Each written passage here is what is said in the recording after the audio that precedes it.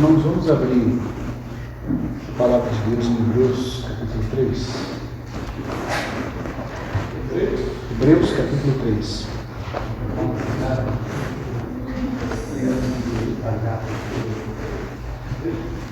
Hebreus 3.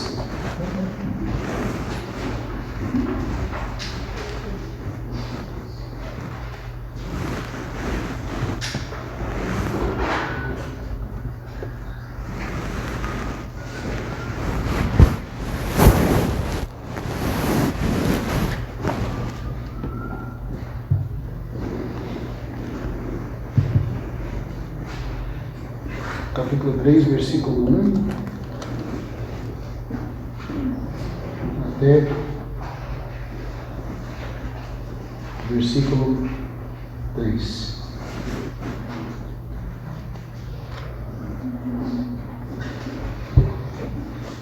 Por isso, santos irmãos que participais da vocação celestial, considerai atentamente o apóstolo e sumo sacerdote da nossa confissão, Jesus, o qual é fiel àquele que o constituiu, como também o era Moisés em toda a casa de Deus. Jesus, todavia, tem sido considerado digno de tanto maior glória do que Moisés, quanto maior honra do que a casa tem aquele que a estabeleceu. Também vamos ler alguns textos que a gente já leu na parte da manhã, e nós vamos ir considerar. Isaías, capítulo 10. Capítulo 10 e capítulo 11.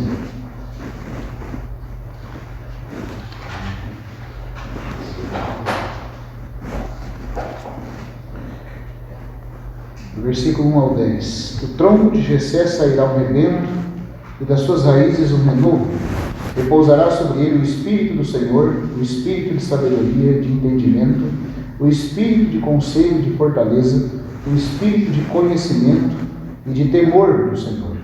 Deleitar-se-á no temor do Senhor, não julgará segundo a vista dos seus olhos, nem repreenderá segundo o ouvir dos seus ouvidos, mas julgará com justiça os pobres e decidirá com equidade a favor dos mansos da terra. Ferirá a terra com a vara de sua boca e com o sopro dos seus lábios matará o perverso. A justiça será o cinto dos seus lombos e a fidelidade o cinto dos seus rins. O lobo habitará com o cordeiro e o leopardo se deitará com o cabrito, e junto ao cabrito e ao bezerro. E o leão novo e o animal cevado andarão juntos, e um pequeno os guiará. A vaca e a ursa pastarão juntas, e as suas crias juntas se deitarão. O leão comerá palha com o boi, a criança de peito brincará sobre a toca da áspide, e o já desmamado meterá a mão na cova do basilisco. Não se fará mal nem dano algum em todo o meu santo monte, porque a terra se encherá do conhecimento do Senhor, como as águas cobrem o mar. Naquele dia recorrerão as nações à raiz de Jessé, que está posta por estandarte dos povos, a glória lhe será a morada. Também vamos em Mateus.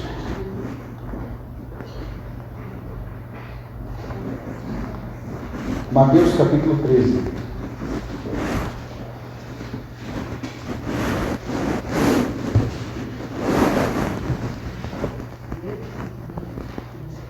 Vamos ler do versículo 1 até o 8. Naquele mesmo dia, saindo Jesus de casa, assentou-se à beira-mar, e grandes multidões se reuniram perto dele, de modo que entrou num barco e se assentou.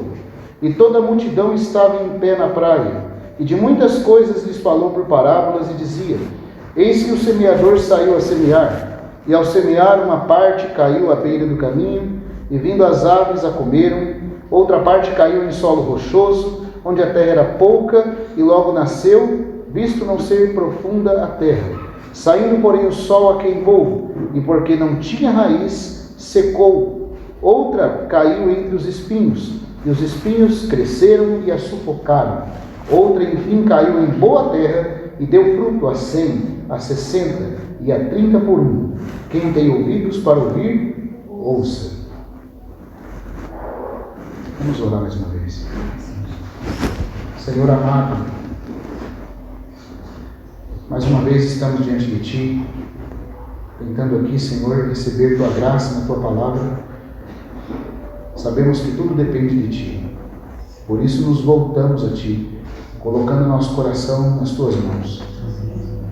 Senhor, que o Espírito Santo supere a nossa expectativa, não por amor a nós, mas por amor a Ti mesmo, Senhor. Para que o Senhor seja glorificado e a Tua palavra, Senhor, seja uma espada que penetre o nosso coração, que gere em nós a expectativa, o desejo, a avidez, a busca e a entrega que o Senhor deseja. Ganhe em nós o que o Senhor deseja ganhar. Faz em nós a Tua obra, Senhor. Só o Senhor pode tornar viva a Tua palavra. Só o Senhor pode nos edificar, Senhor. Nós somos incapazes e admitimos a nossa incapacidade. Esperamos tudo de Ti mesmo. Senhor, o Senhor sabe que assim não é, Senhor. O Senhor sabe que aqui eu não tenho capacidade nenhuma e nenhum dos irmãos. Todos estamos nas mãos do Senhor. Por isso pedimos e Te agradecemos por esse tempo, sabendo que o Senhor é mais generoso do que sabemos, em nos abençoar, Senhor. Encomendamos esse tempo nas Suas mãos. Em nome de Jesus. Amém, Senhor. Amados, na segunda parte do programa nós terminamos mostrando a perda que o povo de Israel teve em relação ao templo.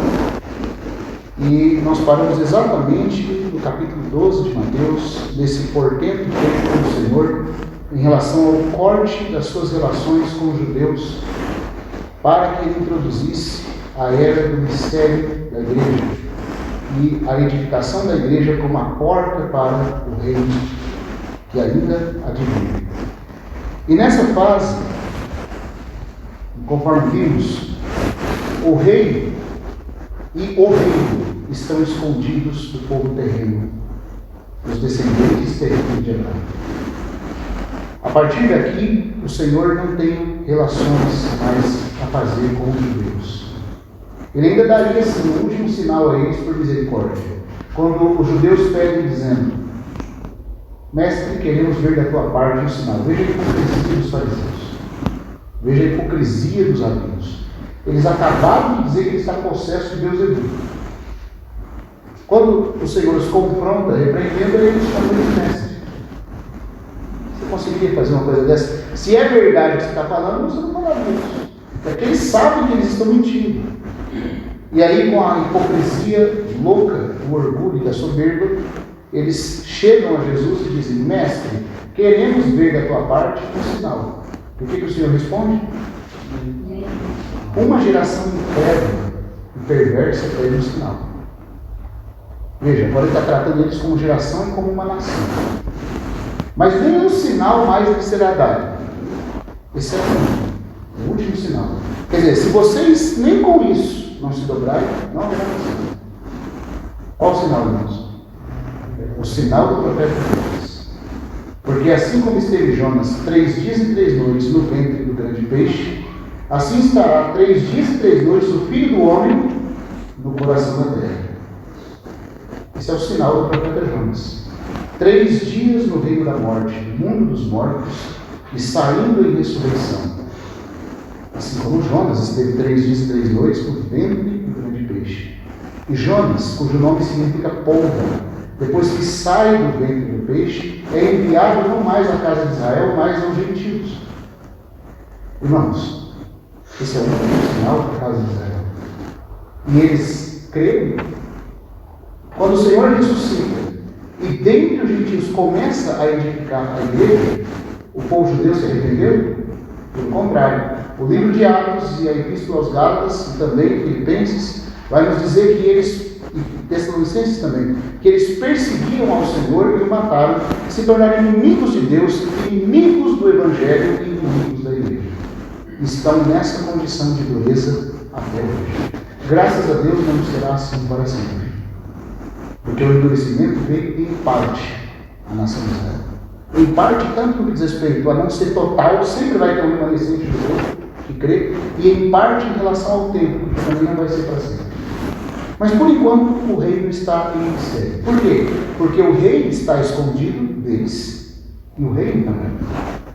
E só é possível agora, irmãos, fazer parte desse novo início dado pelo Senhor, aquele que faz a vontade do Pai Celeste.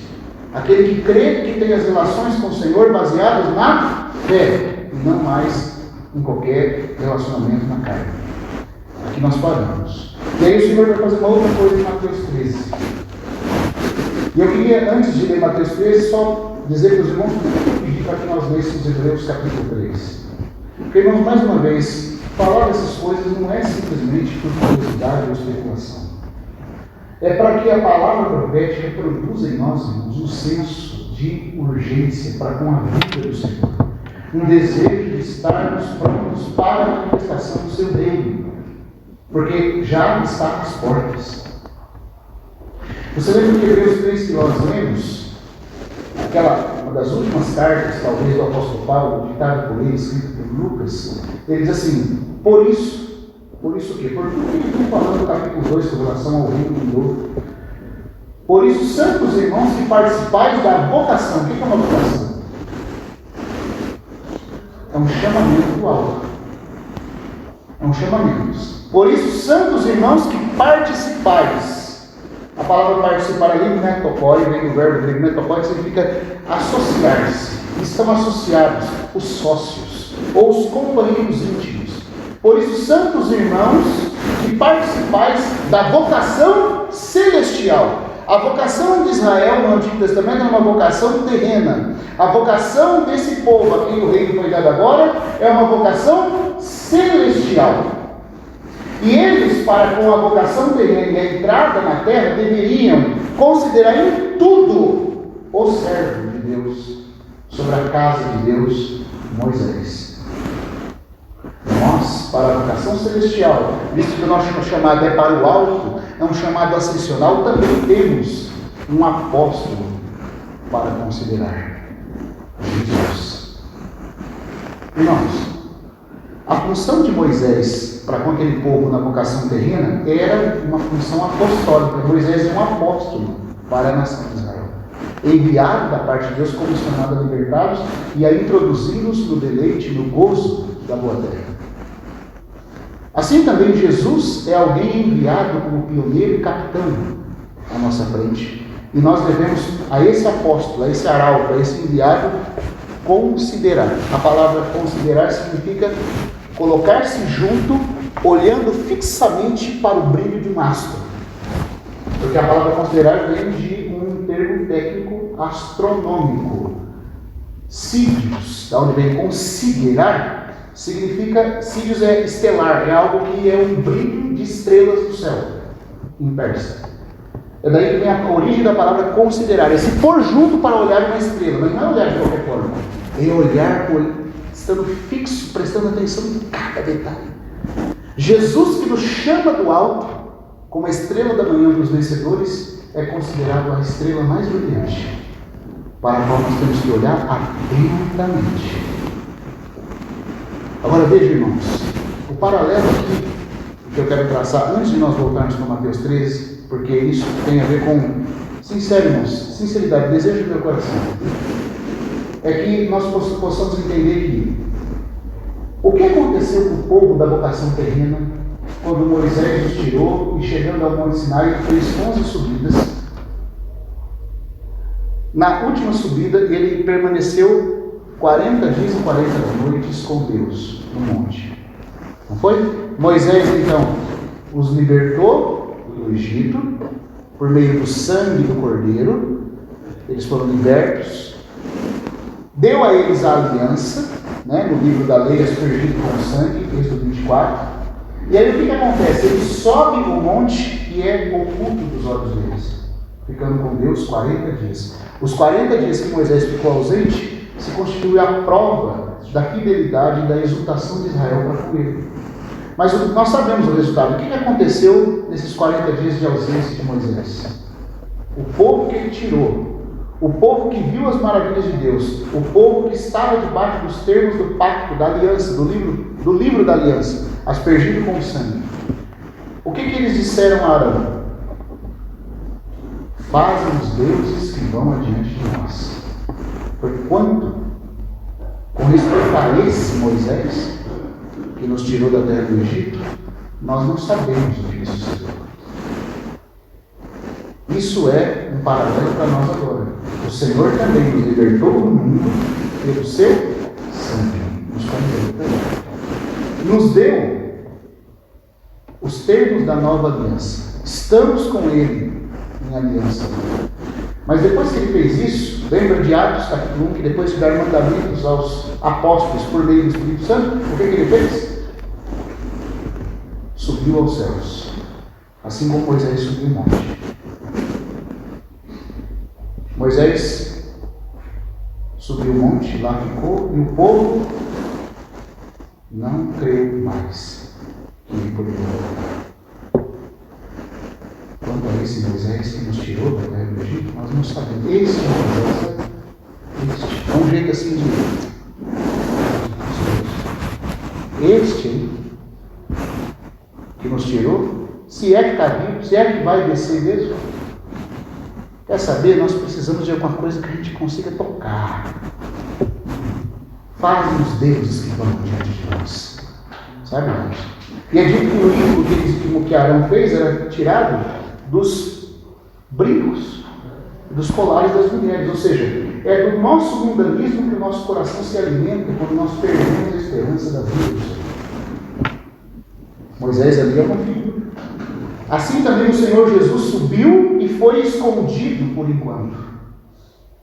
E assim como o tempo de Moisés foi um teste ao coração e à exultação de Israel, a demora do Senhor em voltar nos 2000 anos de prova que estamos passando, constitui o teste se o nosso coração vai ser fiel a Ele. Assim como no povo de Israel alguns disseram, este Moisés nós nem sabemos o que será dele, assim também no mundo do cristianismo moderno, muitos nem creem mais que o Senhor vai voltar, irmãos. Tem crente falando isso. Esse negócio que Jesus vai voltar, desde que minha avó era jovem, eles falavam isso. E aí começa o falar zombador, blasfemo dos falsos mestres e falsos crentes. Onde está a promessa da sua vinda? Certo? O que aconteceu com a exultação de Israel? Que estavam tão felizes, marchando, saindo como um exército no dia da sua saída do Egito. Como o Eliseu falou ontem aqui. Lembra daquele tempo que nós cremos? Que nós exultávamos? Que nós críamos que o Senhor ia voltar? Que a nossa maior alegria era ler a palavra para ganhar dele, para nos santificar. E nós acordávamos de madrugada e a gente pregava o evangelho para o vizinho, para o amigo. Por quê? Porque a esperança queimava no nosso coração. Essa esperança, essa alegria que o povo de Israel provou assim que saiu do Egito, quando eles estavam ao pé do Sinai, esvaeceu. Essa alegria que nós provamos, que todo crente prova. Qualquer irmão que poderia dar testemunho disso, se a gente pedisse. Quando a gente crê no Senhor, aquela alegria. Puxa! O primeiro amor. Aquela exultação ao falar dele. Onde foi parar? Esse irmão que teve um cântico que a gente cantou aqui, o irmão Estênio Marços, ele tem um cântico que ele canta isso. Mestre, me veja menino. Deixa-me correr com teus peregrinos. Mestre, de rosto amigável, de sorriso largo, de serenidade. Eu fui a ti criança, e tu me recebeste de braços abertos. Que estranha distância agora. Por que, irmãos? Porque não tem nenhum motivo para a gente sofrer. Deus mudou. O amor dele mudou. O brilho dele mudou. Então não tem motivo. Que estranha distância agora. Senhor, lembra do menino que eu fui outrora. Mestre, lembra que eu buscava. Eu posso falar que a minha experiência foi essa, irmãos. A minha adolescência. E me derramava no choro adolescente. Lembro daquele caderno onde eu anotava as minhas orações. Eu chorei e disse, Deus amigo. Eu orei pela conversão daquele amigo. Eu orei para ver mais do Senhor e Ele fez. Eu não tinha um caderno, eu tinha uma Bíblia que eu pegava, mais velhinha que essa aqui. Era a Bíblia da minha mãe, não era nem minha. Eu pegava ela e ia para debaixo de umas árvores, no lugar que eu morava, e ficava lá falando com Deus. E lembro. Aí minha avó via de longe e falava, para onde você vai, Daniel? Avó, vou conversar com Deus. Aí catava a Bíblia e ia para debaixo das árvores, falar com Deus. E ficava pensando de Jesus voltar, como assim, nos oferecer, o céu se abrindo. Chorava. E chorava bastante, aí voltava para casa, alegre. Eu buscava e me derramava no choro adolescente. Lembro daquele caderno onde eu anotava as minhas orações. Jovem eu busquei a ti, o refúgio certo para um moço aflito. Que estranha distância agora. Senhor, lembra do rapaz que eu fui. Mestre, estou bem mais velho. E o amor que eu tinha, onde fui parar? Mestre, fale a esse homem que se emociona. Vá recomeçar. Faz-me volver e assim retornar ligeiro ao primeiro amor. Deixa-me ver novamente meu nome escrito nas santas mãos do Senhor do tempo. Porque não importa quanto tempo passou. Ainda que secou, Ele é poderoso para a gente não perdermos. Se nós quisermos, todo momento pode ser recomeçado. E a solução está: considerarem atentamente. Pega o seu binóculo, o seu telescópio, fixa nele, olha por todos os ângulos, sem perder de vista. Com certeza, irmãos, a ressurreição vai voltar para nós. Porque é isso que Ele deseja. Se isso não for produzido com tudo que a gente já lê, irmãos, não vale nada. Toda a função da profecia, da vinda do Senhor, é fazer com que a estrela da alva nasça em nossos corações. Até que o dia clareie. Mas antes do dia clarear, no nosso coração já tem a certeza que isso vai acontecer. E aí nós vamos ter o que o irmão me chamava de espírito de arrebatamento, que é aquela certeza, como tinha Simeão, de que ele não morreria sem ver Cristo do Senhor. E nós vamos ter aquele coração como a irmã Bárbara que falava: Senhor, 1926 está passando, no último dia do ano eu não me encontrava de joelho. O Senhor vai permitir mesmo que esse ano acabe sem voltar para mim? Mas mesmo que esse ano acabar e o Senhor não voltar, em 1927 eu ainda vou estar esperando por ti.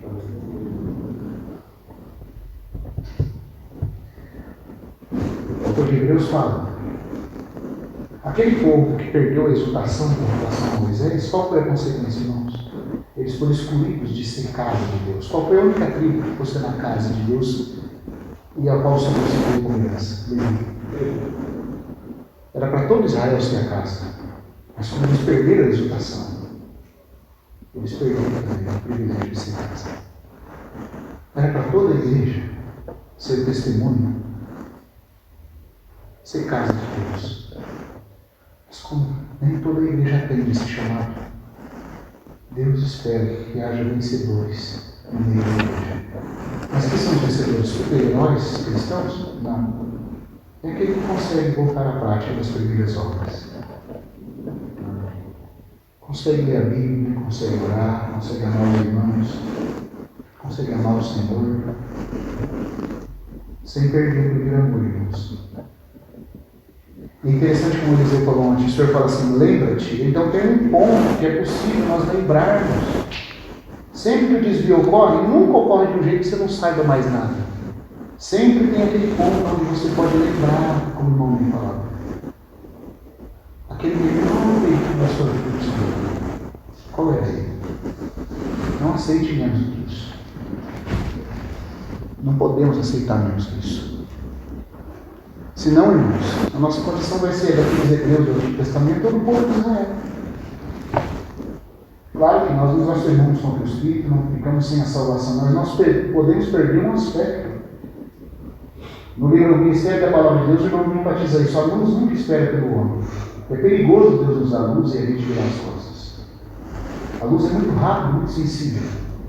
Pode ser que se o Senhor tiver misericórdia, ele derrama a luz de novo, mas ele não está obrigado a fazer isso. E se a dureza que nós temos ao rejeitar-nos for intensa, pode ser, irmãos, que um longo tempo tem que passar. Vamos voltar, irmãos, à exultação da esperança. Vamos permitir que o amor do Senhor queime no nosso coração pela vida dele, porque ele não tardará. Agora, vamos voltar para Mateus 12, sabendo que esse é o desejo do Senhor para nós, para todos nós. Jesus, então, sabendo que a nação de Israel rejeitou, ele sai naquele mesmo dia. Esse termo é importante: naquele mesmo dia. Que dia? O dia que aconteceu isso aqui. E todas as ações do Senhor aqui são portentosas. Elas expressam um fato profético em relação a Israel e em relação à era do mistério da igreja, do reino do mistério. Naquele mesmo dia, saindo Jesus de casa, assentou-se à beira-mar. De onde ele saiu, irmãos? Da casa. A casa, na Escritura, aqui, passa a referir-se ao que, tipologicamente? Qual que era a casa? Era uma figura do templo e da nação judaica. Por isso o Senhor fala no final de Mateus: a vossa casa. Aquela casa que antes ele falava em João 2. A minha casa será chamada casa de oração. Em que em Lucas ele disse: não sabeis que me convém estar na casa de meu pai? Eu reconhecia o templo como casa do pai, em Lucas, e reconhecia o templo como sua casa, em João 2. Mas no final do Evangelho de Mateus ele diz: a vossa casa. Essa rejeição, esse corte está apenas iniciando, mas ele saiu da casa. Veja, então ele sai da casa e ele vai para beira-mar. O mar é uma figura de quê? Do mundo gentil, das nações. Então Jesus sai de Israel depois de romper com eles e se volta para os gentios. Mas isso quer dizer que ele vai começar agora a fazer algo para todos os gentios? Não, aonde que ele entra? Um barco. Olha que figura interessante. O barco está no mar, mas não é o mar. Certo? Então Jesus se volta para o mar para ter um barco. E do barco se voltar para a multidão de Israel que está na praia. Essas poucas palavras aqui é o capítulo 11 inteiro de Romanos. O que é o capítulo 11 de Romanos? Deus, Paulo conclui, está agora por meio da igreja incitando Israel aos ciúmes. Então o Senhor saiu da casa de Israel, se voltou para o mar, para os gentios. E no meio dos gentios ele tem o quê? Um povo que é dele, quem ele pode habitar, como o barco. O que prefigura aqui o barco, irmãos? Para isso é necessário desativar o modo avião. A igreja é o barco. Por quê? Porque o barco está no mar, mas não é o mar. A igreja está no mundo, mas não é do mundo. E o Senhor entra no barco, e do barco ele passa a se dirigir em parábolas à multidão de Israel, para esconder Deus no mistério. E agora ele vai falar do reino, mas não do reino manifestado, que foi o que ele ofereceu e que eles rejeitaram. Ele vai falar de uma etapa do reino agora em mistério. Ele vai contar a história da igreja nos seus 2 mil anos. Não pense que a condição degradada do cristianismo e a condição de um grupinho ou de um pequeno remanescente da minha cristão é uma situação tão complexa e difícil que pegou o Senhor de surpresa. Não, ele já sabia de tudo isso. Eu acho interessante como que ele conta isso em parábolas. Agora presta atenção numa coisa: quantas parábolas do reino aparecem em Mateus 13? Quantas são as parábolas? Eu lembro que quando nós estávamos estudando uma vez, junto com o irmãozinho, aí nós falamos assim, né? Porque eu tinha lido bastante com o irmão Gouveia, Pedro, Rei, o Isli, até o estudo do irmão de Maninho. Então eu falei assim: ó, irmão, é 7. Aí o irmãozinho falou: não, é 8. E é 8 parábolas mesmo. Só que a oitava, aí o irmão Delcio fez o Renato, né? E o irmão Delcio fez a mesma pergunta. Eu falei: irmão, é 8. Ele falou: não, é 7. Eu falei: não, mas nós contamos, é 8. Ele falou: não, mas a oitava não é do reino dos céus, é do escriba versátil, no reino dos céus. Só em 7 ele tem a referência com o reino dos céus. São 7 parábolas ligadas ao reino. Tá, a expressão reino do céu não aparece na primeira, certo? Não aparece. Só que ela, você vai ver pela continuidade do que ele explica aqui, que ela está intimamente ligada com as outras. Enquanto a oitava é a parábola do escriba versado, que pode tirar do seu baú, do seu tesouro, coisas novas e velhas e entender de forma correta a relação das promessas do antigo pacto com as promessas do novo pacto, e como isso não contradiz em nada o reino de Deus. Ambos têm o seu lugar e a sua aplicação. E cabe ao escriba versado discernir isso. O escriba discipulado no reino dos céus. Então vamos começar na primeira parábola. Repare uma coisa importante, irmãos. O Senhor vai contar a primeira parábola, mostrando nessa parábola o seu protocolo, a sua política, vamos dizer assim. Se ele é um rei, é como se fosse uma nova forma de atuação dele a partir de agora, que os tratos dele com Israel estão interrompidos, como que ele vai fazer surgir a igreja no seu aspecto normal, na sua aparência degradada e na sua realidade espiritual, que ele espera ver e os gentios. Então aqui está o caminho do Senhor nos 2000 anos de história da igreja. E cada uma dessas parábolas está ligada por as 7 igrejas do Apocalipse. Então o Senhor fala: e eis que o semeador saiu a semear. O versículo 3 primeiro: de muitas coisas lhes falou por parábolas e dizia: eis que o semeador saiu a semear. E ao semear, uma parte caiu à beira do caminho, e vindo as aves a comer. Outra parte caiu em solo rochoso, onde a terra era pouca, e logo nasceu, visto não ser profunda a terra. Saindo, porém, o sol a queimou, e porque não tinha raiz, secou-se. Outra caiu entre os espinhos, e os espinhos cresceram e a sufocaram. Outra, enfim, caiu em boa terra, e deu fruto a 100, a 60 e a 30 por um. Quem tem ouvidos para ouvir, ouça. Bom, não aparece o reino dos céus. Por que na primeira parábola não aparece o reino dos céus? Por que os irmãos acham?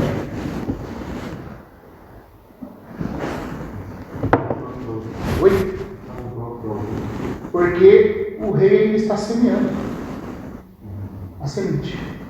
Então ainda não tem reino. Ele está semeando a semente do reino.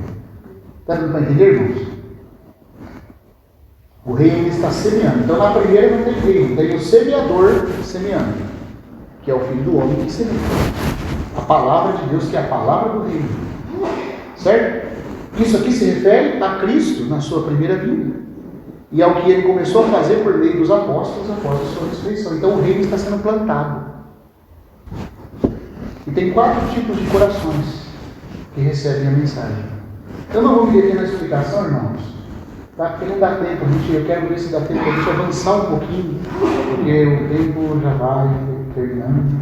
Amanhã. E essa se refere a todas as igrejas? Oi? Essa se refere a todas as igrejas do Apocalipse. Se você pegar para ver, e eu não vou entrar em detalhes aqui, mas tem um livro do irmão Gouveia que trata disso, ela se refere à igreja em Éfeso. E a condição inicial da primeira dispensação. Também tem uma relação das 7 igrejas com as 7 dispensações, com as 7 parábolas. Você pode ver que na primeira igreja de Éfeso, o vencedor é dado a ele comer o quê? Da árvore da vida. Na primeira dispensação da inocência, o homem foi colocado para comer o quê? Da árvore da vida. Ali, a questão tem a ver com comer algo da esfera da vida vegetal. E a primeira parábola vai tratar com o crescimento da vida vegetal. Então tem uma correlação entre, tem algo da primeira igreja de Apocalipse, que se liga também à verdade mostrada na primeira dispensação, que se liga à primeira parábola de Mateus. E também tem outras correlações que são feitas, mas eu não vou entrar aqui, irmão, não dá tempo. Tá? Eu só estou falando que existe essa relação. Nós vamos considerar do ponto de vista de Mateus. Tá? Do ponto de vista de Mateus, como que a história da igreja vai se desenvolver como o reino em mistério. E nós vamos ver que tem uma realidade que o Senhor está produzindo no meio da grande cristandade, que é a aparência. Então existe a aparência do reino, aquilo que parece, mas não é, tá? E aquilo que é, mas não parece. E essas parábolas estão divididas em um grupo de 4 mais 3. Quando a coisa vai do 4 para o 3 é positivo. Quando a coisa vai do 3 para o 4 é negativo. Porque o 4 é o número do quê? O número da criação. E o 3? O número da Trindade. Se começa no 3 e vai para o 4, é porque o que acontece? O padrão da Trindade está reduzido ao nível da criatura. Então, alguma coisa aconteceu que aquele padrão de Deus, o padrão do 3, baixou ao nível da criação. Agora, se está do 4 para o 3, é porque a criação está sujeita ou está se conformando ao padrão de Deus. Essas parábolas aqui, elas terminam positivas, porque elas são um grupo de 4. 4 parábolas são contadas na beira do mar. E as 3 últimas são contadas dentro da casa. Então você tem um grupo de 4 mais 3, e não de 3 mais 4. Deu para entender? Então vamos avançar. Aqui o Senhor está semeando o Ele está semeando. Ainda não tem a expressão reino dos céus. Os discípulos perceberam que uma coisa estranha aconteceu. O mestre nunca falou em parábolas antes. Por exemplo, na constituição do reino dos céus, Mateus 5, 6 e 7, o Senhor falava abertamente as coisas. E quando ele terminou o sermão, o que diz Mateus 8? Aliás, Mateus 7 no finalzinho. Quando ele terminou este sermão, estavam as multidões maravilhadas da sua doutrina. Porque ele ensinava como quem tem autoridade e não como os escribas. Ele explicava, irmãos, não tinha enigma, mas aqui ele começa a esconder alguma coisa. Ele vai explicar tudo em secreto para os seus discípulos, os que têm a relação da nova criação com ele, o que ele quer fazer, a edificação da igreja. Mas para Israel isso vai ficar velado. Ele esconde os mistérios do reino nas parábolas. Não é para facilitar. Jesus falou que era fácil para o povo. Eles tinham costume, de semear, de agricultura. Então ele falou das palavras, ficou mais fácil de entender. Não ficou fácil não. Nem os discípulos falavam nem mesmo, se ele não explicasse. Aí ele diz aqui no versículo 10, vamos continuar. Então aproximaram os discípulos e lhe perguntaram: por que eles falam por parábolas? Ao que respondeu: porque a vós outros é dado conhecer os mistérios do reino dos céus. Entra a fase do mistério. Mas aqueles, aos judeus incrédulos, não lhes é isso concedido. Não é porque Deus não quer salvar os judeus? Não, nós vimos. É uma ação judicial de Deus respeitando a dureza que eles mesmos provocaram no seu coração. É igual quando Deus fala que vai endurecer o coração do faraó. Tinha um irmão que na minha cidade ele sempre dizia assim: o Senhor é que amolece e endurece o coração. Vamos orar. E você não está crendo porque o Senhor está endurecendo. Irmão, não é assim não. Mas Deus não endureceu o coração do faraó? Endureceu, mas conta lá quantas vezes o próprio faraó endureceu o seu coração também. Quando Deus fala que vai endurecer, porque Deus sabe que o faraó vai querer ficar duro, então Deus reforça a dureza, respeitando o arbítrio da sua criatura. Porque Deus nos criou a sua imagem e semelhança. E embora isso esteja perdido pela soberania de Deus, a consciência foi preservada e a volição também. E o homem tem vontade, mesmo estando caído. A doutrina da depravação total do calvinismo, depravação total, segundo a qual a criatura não é capaz de fazer um só ato de bondade, não é muito bíblico. Nós somos maus, não podemos fazer nada sem Deus. Mas a graça de Deus, de modo preveniente, atua, a ponto daqueles que são maus, como de Jesus, saberem dar boas coisas a Jesus. Então o homem tem sim a condição de escolha, porque ele não tem autonomia. Não confunda livre-arbítrio com autonomia. Só Deus é autônomo. Mas o homem é livre para escolher o sim ou o não. E aqui, irmãos, o coração do povo quis se endurecer. E aqui vai explicar para nós uma outra coisa que acontece em Isaías 6. Eu pedi para nós lermos Isaías 6 em um dos dias aqui, acho que não foi em Formosa que nós lemos. Hoje nós lemos Isaías 6? Não? Não lemos? Lemos? Lembra de Isaías 6? Todo mundo gosta daquele texto para falar de evangelismo. A quem enviarei, quem há de ir por nós? Aí todo mundo pensa: eu quero ser enviado para quê? Para pregar o evangelho, para abrir o coração das pessoas. Mas quando Deus estava enviando Isaías, era para abrir ou para endurecer o coração? Isaías 6. Quando Isaías vê o rei, o Senhor dos exércitos, e ele estava na verdade vendo a Trindade, porque João vai explicar que ele viu o Senhor Jesus, quando ele falou aquelas palavras, João 2 vai dizer isso. Com certeza ele estava vendo Yahvé, o Pai. Mas Atos 28, Paulo vai falar que o Espírito Santo foi que falou aquelas palavras a Isaías, então Isaías estava vendo o Espírito Santo também. Ele estava vendo a Trindade. Por isso o coro do serafim é em presságio: Santo, Santo, Santo. Não é Santo, Santo, não é só Santo. É santo porque santo é o Pai. É santo porque santo é o Filho. É santo porque o Espírito Santo é santo. E aí o Senhor fala: quem enviarei, quem há de ir por nós? Isaías fala: eis-me aqui, envia-me a mim. Aí o Senhor fala: vai. Mas vai fazer o quê? E diz a esse povo: ouvireis com o ouvido, de nenhum modo entendereis. Vereis com os olhos, e de nenhum modo percebereis. Torna insensível o coração desse povo. Torna imperativo. Então, do ponto de Isaías, irmão, deixa eu explicar uma coisa, para a gente não cair no calvinismo, tá? Isaías está vendo a coisa do ponto de vista da soberania de Deus. Do ponto de vista da soberania de Deus, é Deus, pela sua soberania, que está permitindo que o coração do povo fique daquela forma. Está, na verdade, ordenando. Só que quando em Mateus 13, Jesus vai citar a escritura de Isaías 6, e o Senhor Jesus, o Rabi vai explicar pelo Espírito Santo o que Isaías estava querendo dizer. Jesus diz que a profecia de Isaías, que do ponto de vista de Isaías, pela soberania de Deus, é Deus que está fazendo, mas Jesus vai dizer que Deus só está fazendo porque Deus está vendo que o povo quer ficar desse jeito. Então nunca diga que Deus está querendo que as pessoas sejam endurecidas e que elas vão para o inferno e que Deus nos escolheu e rejeitou outros porque Deus me quis pelo santo mistério da sua vontade. Não, Deus quer todos os homens. Deus quer que todos os homens sejam salvos. Eleição não tem a ver na Bíblia com questão de salvação ou perdição eterna. Eleição tem a ver com questão de galardão, de posição, de glória e honra. Não existe um versículo na Bíblia que diz que Deus nos elegeu para a vida eterna. Tem um só que parece que diz isso em Atos, mas não diz. Eleição tem a ver com glória, com reino. Para aquele que já é salvo, está predestinado e eleito para o reino. Mas até isso pode ser perdido. Agora, salvação tem a ver com uma oferta que Deus fez a todos os homens. E cabe ao homem decidir crer ou não. E lá em Isaías, Deus falou, vocês vão ficar endurecidos. Endurece o coração desse povo, Isaías.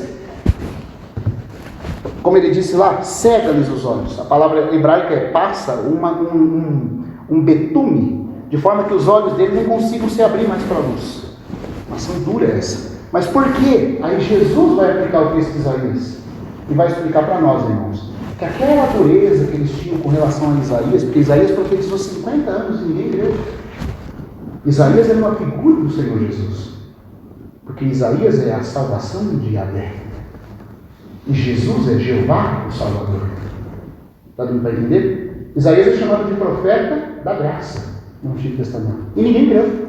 Quando ele conclui o capítulo 23, se referindo a Cristo, mas também ao conteúdo da sua mensagem, ele fala, quem creu em nossa pregação?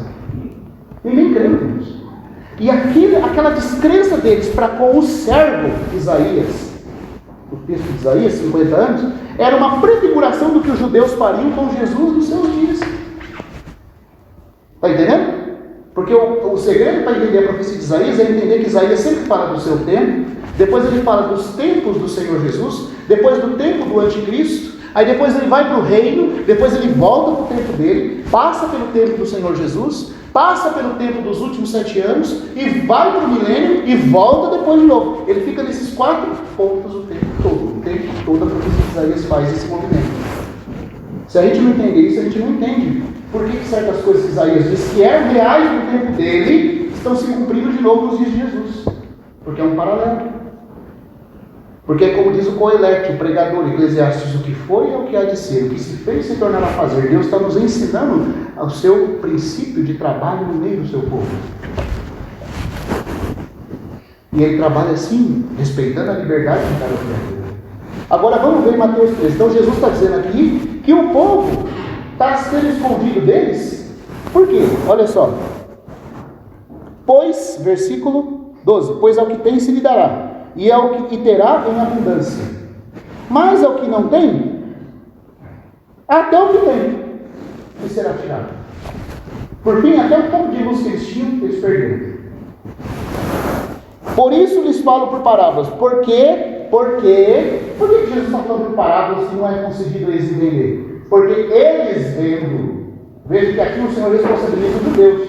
Ele não põe a carga sobre Deus, e Deus não quer que eles vejam. Não, porque os judeus veem, não veem. E ouvindo, não ouvem nem entendem. De sorte que neles se cumpre, ou como diz o texto grego, está se cumprindo agora a profecia de Isaías: ouvireis com os ouvidos e de nenhum modo entendereis, vereis com os olhos e de nenhum modo percebereis.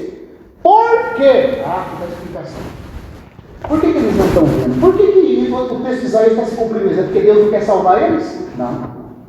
É porque Deus não quer dar a revelação do reino deles? Não. É porque o coração deste povo, aqui Jesus explica Isaías, porque o coração deste povo está endurecido, está engordurado, com uma camada espessa de gordura por onde não passa coisa nenhuma mais.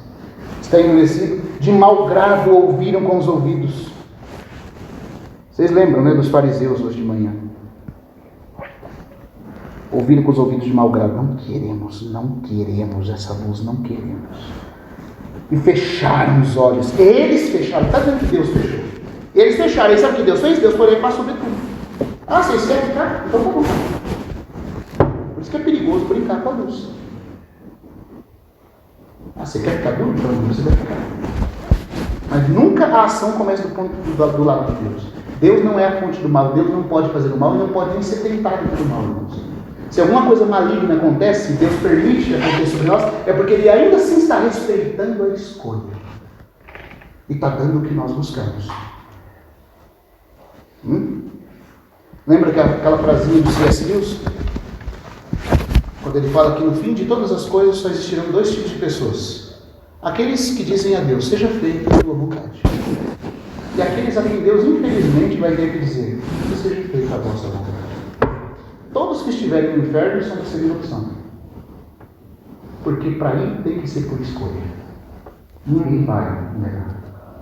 Deus vai fazer de tudo, até as últimas consequências. E só quando o coração se fechar 100% para Deus, é que vai se perder. Eles fecharam. Para não suceder que vejam com os olhos, ouçam com os ouvidos, entendam com o coração, se convertam e sejam por mim curados. Bem-aventurado, porém, os vossos olhos, porque veem, e os vossos ouvidos, porque ouvem. Pois em verdade vos digo que muitos profetas e justos desejaram ver o que vedes e não viram, e ouvir o que ouvis e não ouviram. Aí ele vai explicar a parábola, né? Passou a primeira parábola, porque eu estou indo mais rápido por conta do tempo, versículo 24. Começa a segunda parábola, que é a parábola do joio. E nessa segunda parábola, vamos dizer assim, que ele vai contar, né, a história de todo o cristianismo como um zoom maior. E depois ele vai detalhar o que ele está dizendo na primeira e na segunda parábola nas outras. Por isso, irmãos, que em Marcos 4, no texto paralelo a Mateus 13, o Senhor Jesus fala assim, quando os discípulos vêm perguntar, explica-nos a parábola. Por que fala por parábola? O Senhor fala assim, mas vocês também não entenderam? Se vocês não entenderem essa primeira parábola, como vocês vão entender todas as outras?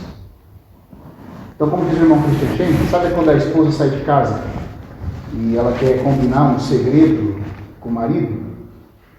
Que só o marido sabe onde vai estar a chave? Ela fala assim, ó, a chave está debaixo do vaso de flor. Então, para ele entrar na casa, ele tem que pegar a chave que ela deixou. Senão ele não entra. A explicação do Senhor Jesus na primeira e na segunda parábola, porque as duas primeiras parábolas ele explica, é a regra exegética para nós fazermos uma hermenêutica de todas as outras parábolas. Então, por exemplo, tem irmãos que pensam que a parábola do grão de mostarda é positiva. Por quê? Porque o reino dos céus é semelhante a uma semente de mostarda que o homem plantou e cresceu. É a menor, mas depois crescida se faz árvore, uma grande árvore, de forma que as aves venham aninhar-se nos seus ramos. Aí tem essa interpretação mais variada, né? O que são essas aves? São os anjos. É que a igreja ia crescer tanto, irmão. A igreja ia crescer, ficar grande, né? Ia encher o mundo. E aí os anjos, irmão, iam ajudar na missão, ia vir e dar essa interpretação. Mas peraí, de fato são anjos mesmo, os pássaros. Mas são anjos bons ou são anjos maus? Por quê? Porque na primeira parábola Jesus interpretou que as aves dos céus eram o quê? O diabo. Agora na terceira parábola aparecem as aves de novo. Você vai dar uma outra interpretação diferente da de Jesus? Ele que está dizendo que a interpretação que ele usou na primeira, isso é Marcos 4, pode ir lá que Jesus está falando isso lá. A interpretação que ele deu na primeira, você tem que aplicar todas as outras. Você não pode ter uma interpretação nas outras parábolas diferente da que ele deu na primeira. Então, se as aves são malignas na primeira, elas vão ser malignas na terceira. Se aparecer em outro lugar, vai ser sempre maligno. Aí você começa a ver que está acontecendo uma coisa aqui que não é muito boa. Então, o reino começa com o semear do Evangelho do Senhor. Cristo como vida se infundindo no solo dos corações. Num campo. Aí na segunda parábola, essa semente já está num campo. E quando Jesus explica o que é o campo, ele diz o quê? Que o campo é o mundo. E a semente agora, aqueles corações que receberam a semente, eles mesmos se tornaram sementes. Se tornaram a boa semente. E a boa semente é o quê? Os filhos do reino. Irmãos, esse reino aqui é o reino messiânico judaico ou é o reino mistério que tem a ver com a realidade espiritual da igreja? É o reino mistério. Por quê? Porque o rei está escondido. E o seu reino é espiritual, é mistério escondido também. Nesse mundo que é o campo. Já não é uma coisa que ele está fazendo mais com os judeus. É uma coisa que ele está fazendo no campo, que é o mundo. Está dando para entender, irmãos? Então, na primeira parábola não aparece o reino dos céus, porque não tem como ter reino que ele ainda está semeando. Mas depois de semear, depois que a vida que regenera entrou dentro dos homens, agora surge a segunda parábola com a expressão o reino dos céus. Agora tem reino. Deu para entender o progresso? Então, versículo 24. Outra parábola lhes propôs dizendo: o reino dos céus não só faz mistério. É semelhante a um homem que semeou boa semente no seu campo. E na explicação, lembra que eu falei? Ele vai dizer que o campo é o mundo, não é mais a terra de Israel. É sinal, irmãos, que a igreja vai ser edificada principalmente dentre os gentios, não mais do povo judeu. Sempre vai ter um judeu ou outro, um remanescente que vai crer, mas a nação em si não tem mais esse chamado, não está com eles mais. Mas enquanto os homens dormiam, veio o inimigo deles, semeou o joio no meio do trigo e retirou-se. Isso indica que assim que a igreja começasse, quando a segunda parábola aqui, o momento histórico em que ela começa, o cumprimento dela, é em Pentecostes. E assim que o Espírito Santo batiza os membros de Cristo no corpo, você vê que o maligno também começa a colocar junto com a igreja que está nesse mundo, os seus filhos, os falsos crentes, o joio e o diabo. Mas não diz que o joio está no reino, diz que o joio está no campo. Mas o reino é esse povo no meio do campo. São os filhos do reino no campo, que é o reino. Então aqui é a história da igreja. E o conflito de paradigmas e de natureza que se instala a partir de agora. E ele continua dizendo, o joio é interessante, né? Porque o joio é interessante, irmãos. Porque o que os falsos profetas fazem e os falsos crentes fazem no meio dos verdadeiros? Você sabe que o joio, na hora que ele cresce junto com o trigo, as raízes dele se entrelaçam no trigo e começam a sufocar o trigo. Depois ele vai crescendo e o trigo tem que competir por luz e ar. Mas tem mais uma coisa. O trigo, enquanto a hora que ele amadurece, a semente dele é dourada, você pode comer e faz bem. O joio, ele fica preto. O grão dele, a hora que sai, fica preto. E ele tem uma barba. Um dia falando assim, cuidado com os irmãos de barba. Ele tem uma barbinha, sabe? O joio tem uma barbinha. E o próprio irmãozinho pregando fala assim, cuidado, irmão. Esta barba aqui. Assim, os mestres que vêm com barba, assim como o joio, eles têm uma barbinha. Sabe o que acontece quando você come ele? Ele é um alucinógeno. Ele enlouquece sua mente. Sabia disso?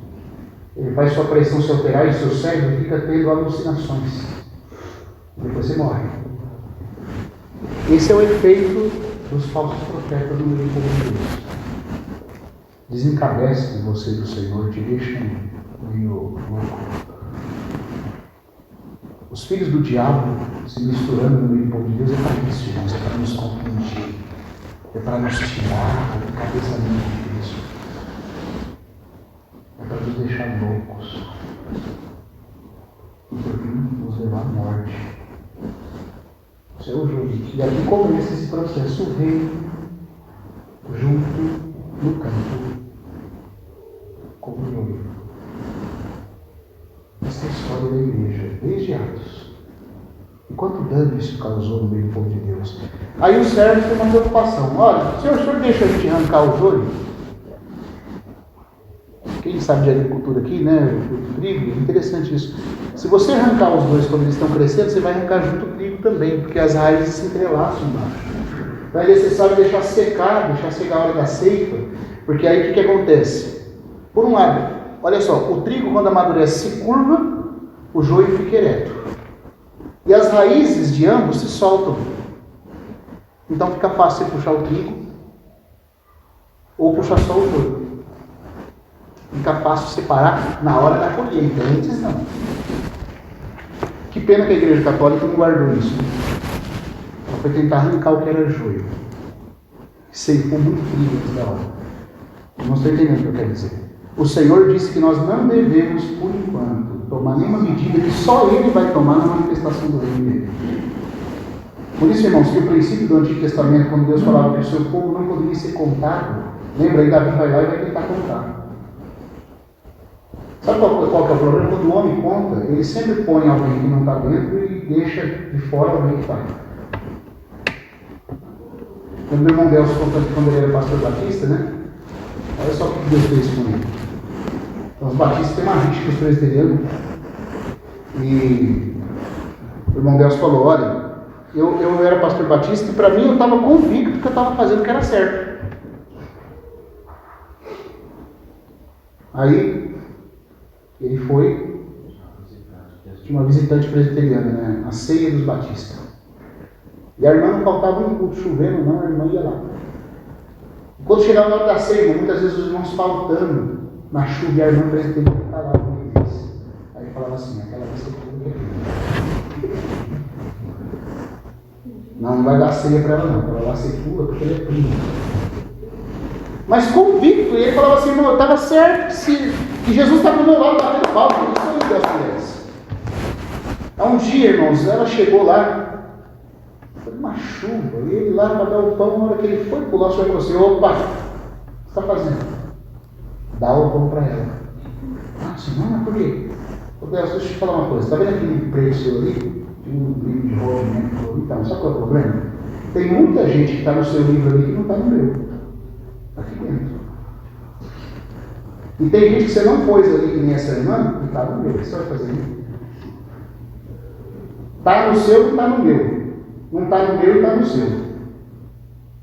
Dá a ceia para ela.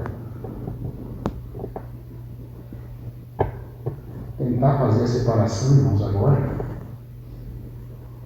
Tentar contar o plano de Deus. Tentar contar quem está com a verdade, quem não está. Nós não somos o Senhor, irmãos. Já tem alguém aqui que é anjo do Senhor na seita já? Não chegou a seita ainda. Nós estamos, o reino está em processo de crescimento. Muitas coisas vão ser surpresas naquele dia. Hoje você está aqui, né?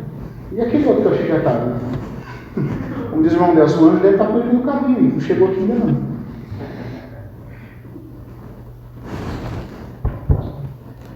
O Senhor fala, não, deixa crescer junto até a seita. Replicou-lhe, né, no 29. Não, replicou-lhe, para que não ao separar o joio, não arranqueis também. Deixai-os crescer junto até a colheita, e no tempo da colheita direi aos ceifeiros, ajuntai primeiro o joio e atai em feixes, para ser queimado, mas o trigo recolhei no meu celeiro.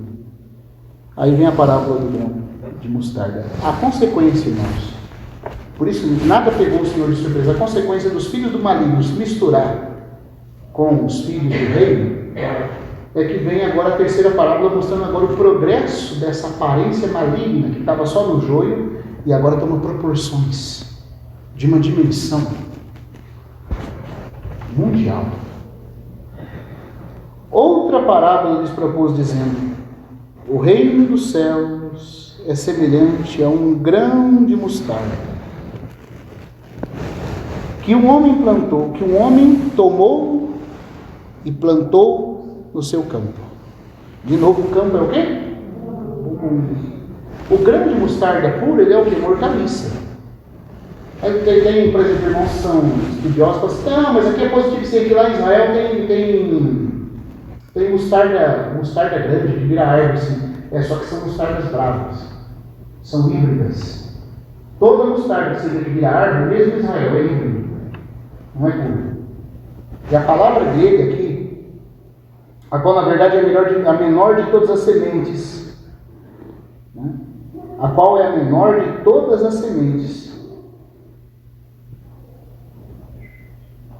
e crescida é maior que as hortaliças, Aqui sugere um crescimento anormal, porque Deus, na lei da sua criação, diz que cada árvore deve ser segundo a sua espécie. E a espécie da mostarda pura é uma hortaliça.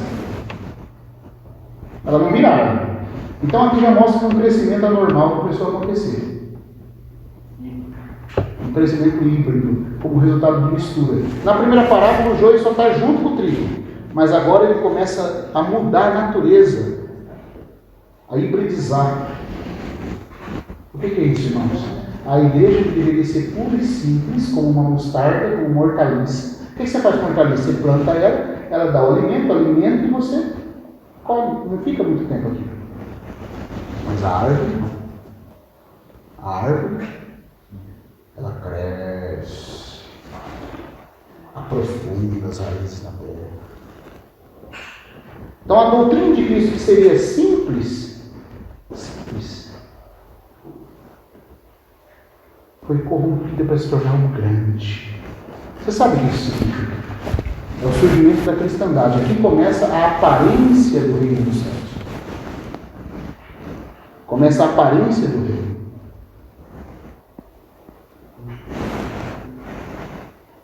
Aí o que acontece, irmãos? A cristandade parece o reino, mas não é. Se torna uma coisa gigante, a ponto das aves do céu virem aninhar-se nos seus ramos. Olha, essas aves aqui, o que vocês acham que são? Os espíritos malignos. Porque na primeira parábola, as aves eram o diabo. Você acha que mudou? Não dá para mudar. Jesus não mudou isso. E isso que acontece dentro da terceira fase da história da igreja, quando a partir de Constantino começa a surgir o movimento da cristandade institucional. Sabe, irmãos? Então a aparência externa do reino muda.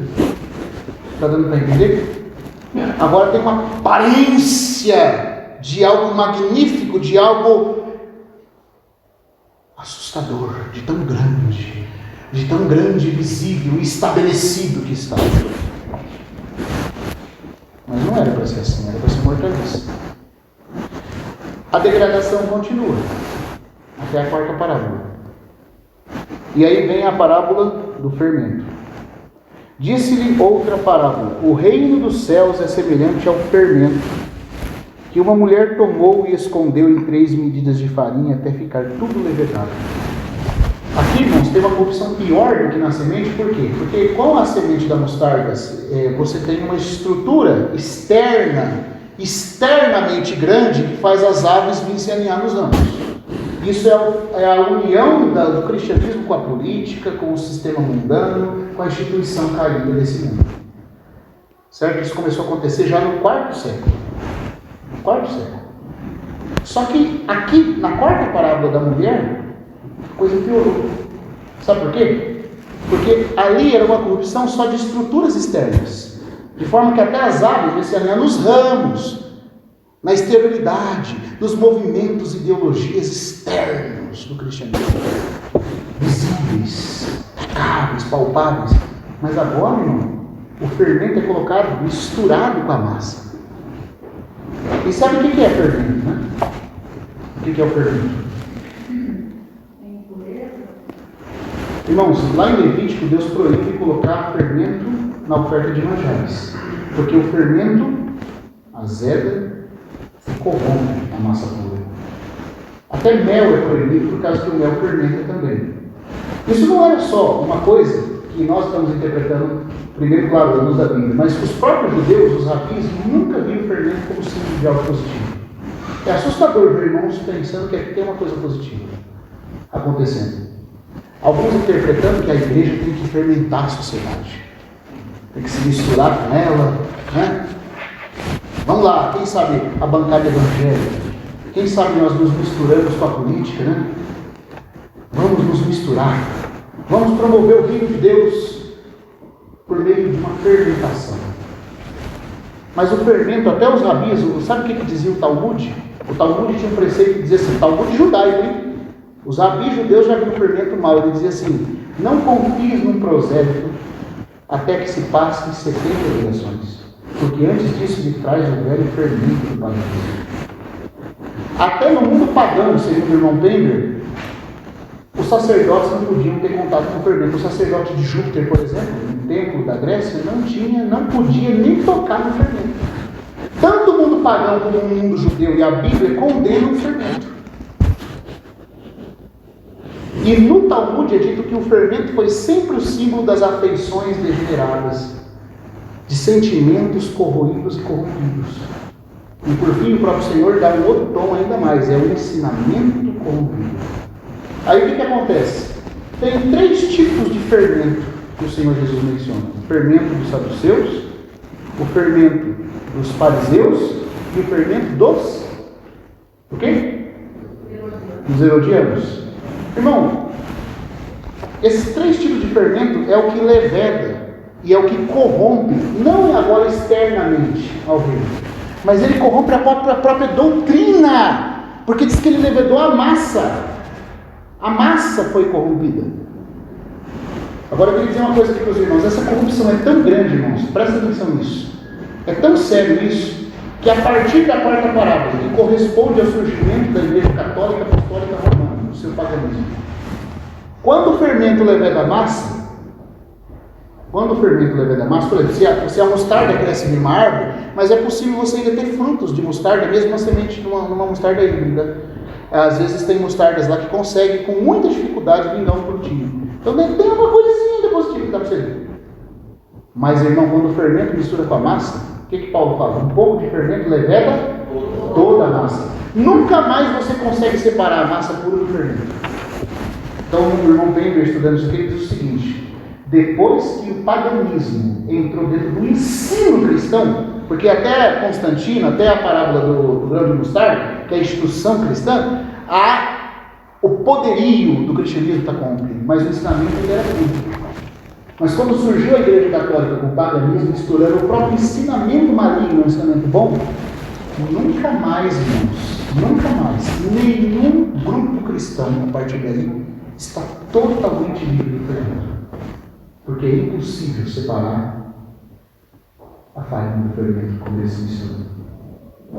Isso é claro, porque o irmão Tender fala: não existe um grupo, uma seita cristã não no sentido de coisa errada, mas no sentido de grupo isolado. Não existe um grupo isolado cristão, não existe um movimento cristão que está 100% livre do fermento.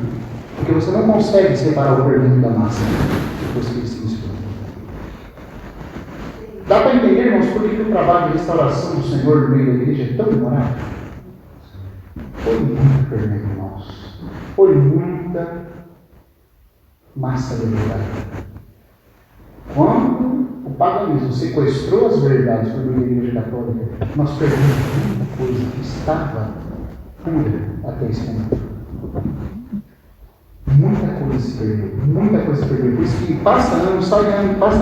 Você vai vendo irmãos que Deus vai dando luz, faz um trabalho certo aqui, aí ficou faltando uma aresta aqui, esse irmão vem, corrige aqui, mas deixou uma outra ponta aqui. Por quê? Porque é muito fermento, é muita degradação. Nós não temos ideia do tanto de degradação que entrou. Se você quiser saber um pouco desse fermento, dessa mistura toda, leia as Grandes Profecias, volume 3, onde ele vai falar do mistério da corrupção. Terrível. Nenhum grupo está mais totalmente livre. O próprio ensino foi modificado. Porque quando você modifica a estrutura, mas o ensino permanece puro, ainda dá para fazer alguma coisa. Mas quando o ensino também é corrompido, foi o que aconteceu, irmãos. E agora Deus tem que vir apurando, e está apurando até hoje. É certo que o Senhor não vai apurar todo o cristianismo antes da vida dele, mas ele vai ter um grupo de vencedores que consegue atingir o seu lado. Porque o grão que foi semeado é o mesmo grão que vai ser colhido. Amém? Mas nós estamos aqui. Essa é a história da degradação, da aparência do reino que começa puro e se constitui depois numa instituição degradada externa e internamente. A mulher que aparece na 4ª parábola aqui também aparece na 4ª igreja em Apocalipse. Interessante, né? Tiatira, cujo nome significa sacrifício incessante e também senhora dominante. Totalmente fora do governo de Deus, uma mulher dominando um sacrifício que não cessa de ser oferecido. É isso aqui, irmãos. Vamos continuar, porque nós não queremos parar nesse aspecto negativo. Aí o Senhor, ele vai para casa. E veja, irmãos, eu só queria trazer um ponto interessante também aqui no 34. Ó. Todas estas coisas disse Jesus às multidões por parábolas. E sem parábolas nada lhes dizia, para que se cumprisse o que foi dito por intermédio do profeta. O que foi dito por intermédio do profeta? Abrirei em parábolas a minha boca e publicarei coisas escondidas desde a criação do mundo. Mas a igreja pura, verdadeira, ela é desde a fundação do mundo ou é antes da fundação do mundo, o propósito de Deus para ela? Então aqui mostra, irmãos, que embora lá no início tinha algo da igreja, mas a ênfase principal dessas parábolas não é com a igreja genuína, é com aquilo que parece a igreja normal, mas não é. Deu para entender? E tem a ver com a cristandade entre as nações, porque Jesus está lidando com coisas que são desde a fundação do mundo. Tem a ver com os tratos de Deus com o mundo e com as nações. Mas haveria uma aparência de cristianismo entre as nações, uma aparência do reino entre os povos. A Igreja Católica, por exemplo, defende para si mesmo esse título de cidade eterna, cidade de Deus, de Nova Jerusalém. Pô, irmão, se aquilo lá é Nova Jerusalém, no Vaticano, você imagina o que é a Babilônia, então. Então aqui está lidando com a... Não sei, os irmãos estão conseguindo entender? A aparência do reino dos céus, da cristandade, corrompida externa e internamente, entre as nações. O trabalho dele com os povos, com as nações que são cristianizadas culturalmente, mas não em genuína realidade espiritual. Agora, já que a condição da igreja chega a se degradar a esse ponto, primeiro começando pura, depois os filhos do maligno se entremesclam, aí o que acontece? Surge uma instituição degradada. Eu não tenho tempo para ficar em detalhes aqui, irmãos. Eu acho que os irmãos estão entendendo o que eu quero dizer. O cristianismo institucional não é o cristianismo que Deus revelou na Bíblia. Não é. Você não percebe a gritante diferença? Leia o livro de Atos, leia as epístolas, veja que diferença há do que é feito aí em nome de cristianismo e do que, irmãos, a Bíblia é. Então, o aspecto externo está corrompido e o aspecto interno também, porque a doutrina foi modificada. Há uma fusão, uma mistura de judaísmo e paganismo com as doutrinas bíblicas do Novo Testamento. Por que o padre usa uma coroa, uma mitra? Porque os sacerdotes pagãos usavam mitra. E também os sumos sacerdotes do Antigo Testamento usavam mitra. Mas quem disse que na igreja alguém tem que usar mitra? Por que tem que haver sacerdote especial com clero e leigos? Isso é algo do paganismo e do judaísmo. Não tem nada a ver com a igreja no Novo Testamento. Uma verdade que Lutero viu que ninguém quis praticar: o sacerdócio de todos os crentes. Todos somos sacerdotes. Ninguém tem que mediar ninguém aqui, irmãos. E cada um de nós, como sacerdotes de Deus, oferecemos por meio de Jesus Cristo sacrifícios espirituais agradáveis a Deus. Mas no cristianismo institucional não é assim. O pastor é quase um mediador. O padre também. Assim como no paganismo tem também o seu sacerdote pagão e no judaísmo também. Mas isso não é o que a igreja é. Mas isso é consequência da mistura do terminismo com a massa. Da doutrina pura com o paganismo e o judaísmo. E não tem um grupo cristão que não tem nem um pouquinho de nada. Tudo está com um pouquinho de fermento. A nossa função é permitir orar. Senhor, nos dá luz, nos refina, Senhor. Nos refina, Senhor. Avança e edifica a tua igreja, que o Senhor prometeu que edificaria ela. E se não dá para ser com toda a igreja, vai ser com os vencedores da igreja, mas vai edificar, irmãos. Vai, você pode ter certeza que vai. Como? Irmãos, eu não sei como. Nem o irmão Atmani sabia como. O Alcis Sparks falou: qual é a profecia mais difícil da Bíblia para se cumprir? Eu edificarei minha igreja, o Atmani respondeu. Essa profecia é a mais difícil. Mas vai ou não vai? Vai ser edificado ou não vai? Vai, irmãos. Se ele falou que vai, vai. Mas nós estamos vendo isso. Então parece que tudo estava degradando, né? Chegou na quarta parábola, parece que tudo estava degradando. Aí vamos para a quinta parábola. Começa um movimento de restauração, que vai se conformar ao que Deus deseja, antes do fim dessa era. Então, despedindo as multidões, foi para casa, e chegando ele e seus discípulos disseram: explica-nos a parábola do joio. A do joio incomodou eles. E Jesus explicou e deu um zoom de toda a história cristã dela, embora ela está aplicada no seu princípio ao início de uma mistura que ia começar ali. Depois que ele explica a parábola do joio, no 44, o reino dos céus é semelhante ao tesouro escondido no campo. O que é o campo mesmo? Não? O mundo. Veja que é bonito quando os irmãos leem, por exemplo, a explicação do irmão Bender nisso aqui. O Senhor tinha uma massa toda levedada de Deus. Agora essa massa se transforma num grande campo. Porque o Senhor não espera nada do cristianismo. Não estou falando dos irmãos que estão lá dentro, tá? Estou falando do sistema como sistema. O Senhor não espera nada. Eu não posso dizer que Deus não está fazendo nada com os irmãos que estão lá. Está. Assim como ele estava fazendo algo na Babilônia. Para a edificação de Sião. Mas o próprio sistema em si é condenado. E aí o que acontece? Essa grande massa fermentada da cristandade corrompida externa e internamente é visto de novo como um campo, porque ela e o mundo é uma coisa só. E dentro desse campo tem um tesouro. E aí o que acontece? O qual certo homem, tendo achado, escondeu. E transbordante de alegria, vende tudo que tem e compra aquele campo. Eu sei que tem interpretações aqui diversificadas, eu não quero ser dogmático em nenhuma, mas é interessante, irmãos, que o reino é comparado a um tesouro escondido no campo. Então aqui começa a igreja, na sua realidade, ser algo comparado à verdade do reino, à verdade da igreja, e a própria igreja em si é comparada a um tesouro escondido. E é dito que um homem, o qual certo homem tendo achado, mas se você ler a tradução literal, não é que ele achou porque ele estava procurando.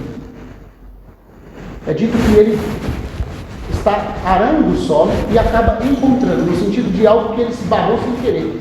Essa é a tradução literal. Ele esbarra sem querer enquanto ele está arando o solo. Aí o que ele faz? Ele esconde isso.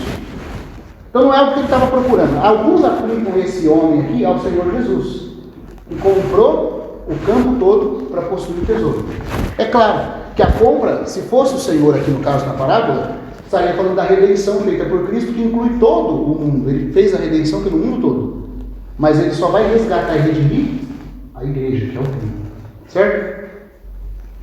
Mas, irmãos, nós estamos vendo uma sequência histórica aqui. E na sequência histórica, peraí, o Senhor veio e achou sem querer a igreja ou ele já estava procurando ela? Ele já tinha ela em mente? Já tinha ela em mente. Então esse homem aqui, eu, ao ver, não posso aplicar ao Senhor. Tem alguém que na história da igreja, ou alguns que na história da igreja, quando ela se degradou, ela chegou ao ponto de se misturar externamente, se corromper internamente. Desculpa, eu até esqueci, tá? Essa pessoa, sem querer, encontra a verdade preciosa. E Deus inicia um processo de restauração. Tinha algo na história da igreja? De alguém que não estava procurando? Na verdade ele estava, mas não estava. Ele não sabia que ia achar. Martinho Lutero, irmãos. Aqui começa a restauração da justificação pela fé. O sacerdócio de todos os crentes da Bíblia aberta. Ele começa a enxergar um tesouro escondido dentro daquela cristandade, daquele campo todo. O campo é tanto o mundo como também a grande cristandade, irmão. Que aquela massa volumosa de fermento virou um grande campo de novo. No meio de toda aquela degradação, daquela mistura interna e corrupção externa, alguém encontrou um tesouro. Encontrou. E o que ele fez? Ele escondeu. Isso indica que pouca coisa do que Lutero viu vinha de fato à tona. Sabe qual foi a única grande coisa que veio à tona de tudo que Lutero enxergou na palavra? Você sabia que Lutero enxergou a justificação pela fé, o sacerdócio de todos os crentes, enxergou a necessidade da Bíblia estar aberta e enxergou a questão da vida interior com os místicos cristãos? Lutero viu tudo isso. Mas qual foi a única coisa, irmãos, que ficou enfatizada? E ainda assim de uma forma não tão correta. A justificação pela fé. Por que o sacerdócio dos crentes não veio a favor?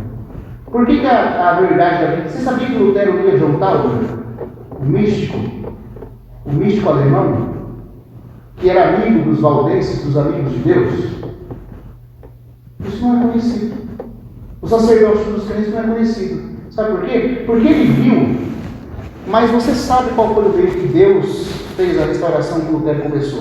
E é por isso que em Sardes se tipifica a igreja da reforma protestante.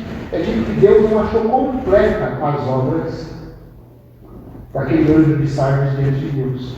Não é que não teve nada, teve, ele até achou. Ele até achou, mas ele não tornou tudo público.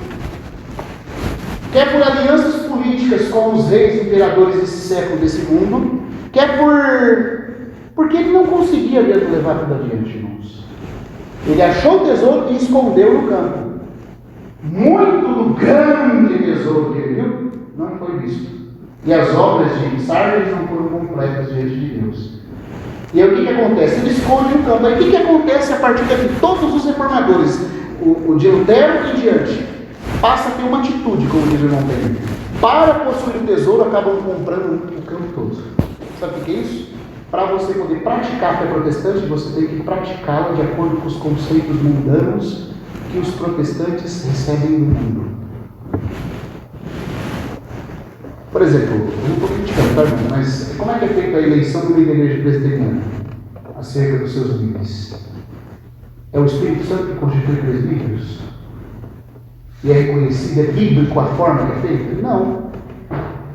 É o voto do povo. É o voto dos membros. Mas era assim que era na igreja primitiva, que os presbíteros eram constituídos? Ou é assim que o povo gentil do império desse século, dessa era, constitui os seus governos na democracia? É assim na democracia secular. Mas os reformadores viram verdade do tesouro, mas compararam também o campo com todo mundo. É ou não é verdade isso? Estuda a história da igreja para você ver. Eles viam verdades, mas para possuir, ficar em paz vivendo essa verdade, eles aceitavam também as condições seculares do mundo. Mas vamos comprar o campo todo, que o tesouro é nosso. Vamos aceitar a forma e a regra que o mundo faz as coisas, que aí ninguém vai nos perturbar na prática da nossa fé. Lutero, para conseguir fazer as ideias luteranas prevalecer na Alemanha, teve aliança com o rei germânico, o príncipe germânico. Está entendendo, irmãos? Vê o tesouro, esconde, não torna tudo público, e para possuir aquilo e ficar em paz, compra o campo todo. Deu para entender? Mas amém. É um começo de restauração. É um começo de algo que Deus está fazendo, mas não é o final. Por isso eu fico vendo esses crentes falando 500 anos de reforma protestante. Como se Deus só tivesse a reforma. Como se Deus tivesse parado na reforma, irmãos. Irmão, Deus parou na reforma? Louvado seja o Senhor pela reforma, mas a reforma ainda está em reforma. Aí eu sou reformado. Desculpa, irmão, se você é reformado, então quer dizer que Deus não tem mais nada para fazer. Você já está reformado. Eu sou reformado. Foi em 2017, né, que foi feito 500 anos de reforma protestante. Ixi, virou aquele negócio. Aí os católicos saíram de bolso bravo, os evangélicos. Nós saímos. E os católicos, volta para a nave mãe. Vocês deixaram a mãe, né? E achando, irmãos, que a reforma foi tudo, não foi. E é por isso que tantas coisas ainda não estão resolvidas no meio da igreja, de forma geral. Porque todo mundo só quer considerar a Bíblia à luz do que a reforma fala. Mas a reforma tem um monte de coisa que não é tesouro, é campo.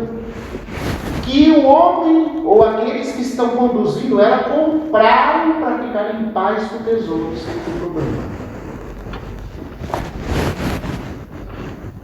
Nós não queremos esse caminho, porque esse caminho não é o caminho do Senhor. Agradecemos a Deus pelo que foi começado ali, mas esse não é o caminho mais perfeito. Os irmãos estão acompanhando? Vamos mais um pouquinho. O reino dos céus é também semelhante a um que negocia. Irmãos, olha só o que tem interessante agora. E procura. Aqui não foi um achado. É alguém que tem ciência. Que sabe o que está procurando. que negocia, ele tem a habilidade de negociante. E procura boas pérolas. E tendo achado uma pérola de grande valor, vende tudo o que possui e a compra. Alguns falam, respeitando também quem pensa assim, mas eles dizem que essa pérola é a igreja e que o Senhor Jesus é o mercader, que foi na cruz e vendeu tudo para possuir a igreja. Mas, irmãos, quando o Senhor nos achou, nós éramos de grande valor?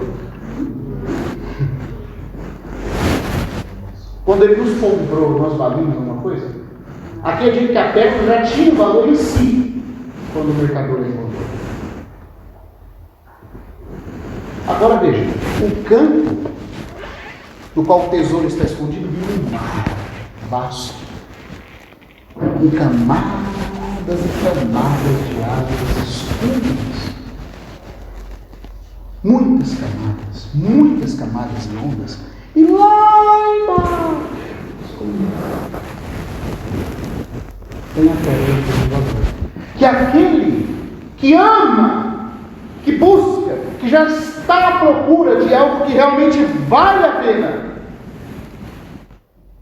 que tem que mergulhar fundo, vencendo todas as barreiras e encontra. E quando ele encontra, ele paga todo o preço para possuir. Sabe o que é isso? Eu não vou dizer que é só aqui, tá? Mas que é só isso, mas ele é um documento muito profético também. O Lutero começou-se a restaurar alguma coisa, mas havia muito campo misturado com tesouro naquela compra. Aqui não.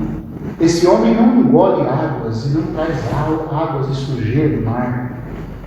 Ele mergulha, ele negocia e ele encontra uma pérola de grande valor. Lá. O que é isso? Isso representa os que viram a verdade do reino e da igreja. Isso é algo que começa principalmente com os irmãos. Principalmente, tá?